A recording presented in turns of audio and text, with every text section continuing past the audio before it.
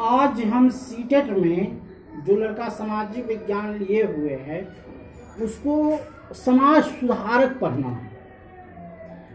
समाज सुधारक के सबसे पहले जनक थे राजा राम मोहन राय। इनका जन्म बंगाल के हुगली गांव में 22 मई 1772 ईस्वी को जन्म लिए थे। ये क्या किए कि 1814 में अंग्रेज के यहाँ ईस्ट इंडिया कंपनी के यहाँ काम करते थे वेतन पर।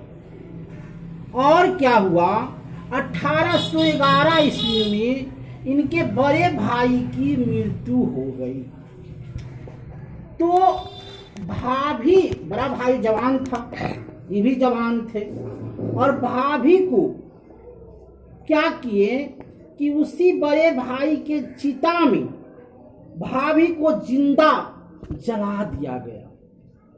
यह कहानी और यह पीड़ा को देखकर राजा राम मोहन राय को सहा नहीं गया। उसने ईस्ट इंडिया कंपनी की नौकरी को छोड़ दिया और समाज के सुधार के लिए सर्वप्रथम कदम उठाए। उन्होंने सर्वप्रथम आर्य समाज की स्थापना किया और उस आर्य समाज में 20 अगस्त 1828 ईस्वी में राजा राम मोहन राय ने आर्य समाज की ओर का चढ़ा और विधवा विवाह का घोर निंदा किया, बाल विवाह का घोर निंदा किया और नारी की समाज के उत्थान के लिए अनेक काम किए।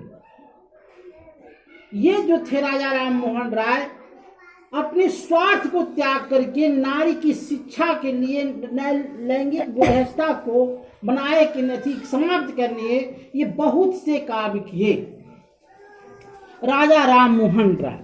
और आज भी समाज सुधारने की दशा को एक नेता की जरूरत है। आज भी बाल विवाह चलता है और आज भी दहेज प्रथा चलता है। आज भी दहेज प्रथा में हजारों लड़कियां कम से कम दहेज का शिकार होती है और उसे जिंदा जला दिया जाता है। आज समाज में आज राजा राम मोहन राय की जरूरत है, दयानंद सरस्वती की जरूरत है और ये सब नेता की जरूरत है। आगे बढ़ते हैं। 1829 ईस्वी में लॉर्ड विलियम, जिसमें अंग्रेजी शासन था, उसने एक संविधान पारित किया कि किसी भी विधवा को, औरत को नहीं जिंदा जलाया जाएगा। और विधवा को जो है सती प्रथा का विरोध सर्वप्रथम अकबर ने किया था। अकबर भी एक राजा था, उसने विधवा का जलाने की प्रथा को विरोध किया था। उसने भी विधवा विवाह चालू किया था। उसके बाद आइए,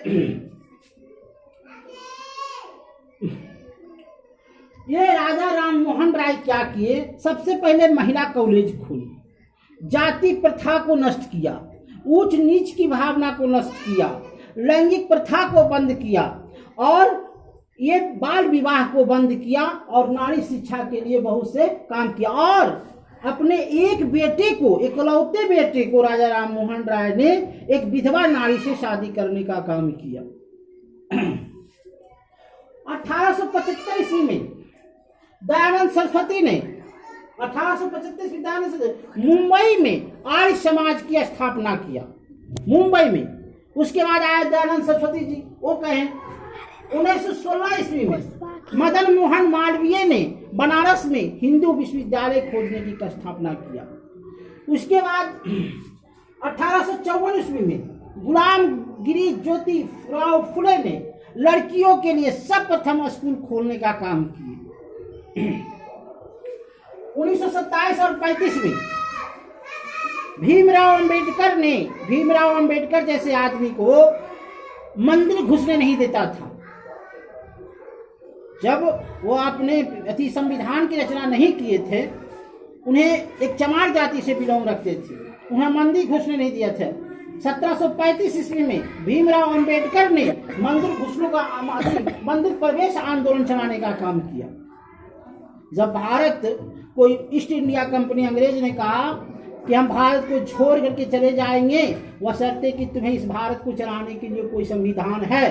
तो यही भीमराव अम्बेडकर ने एक संविधान पारित किया जिसमें कोई संविधान नहीं लिखा था, लेकिन सारे देशों का मिला करके एक संविधान पारित किया। विश्व का सबसे बड़ा संविधान हमारे देश में है।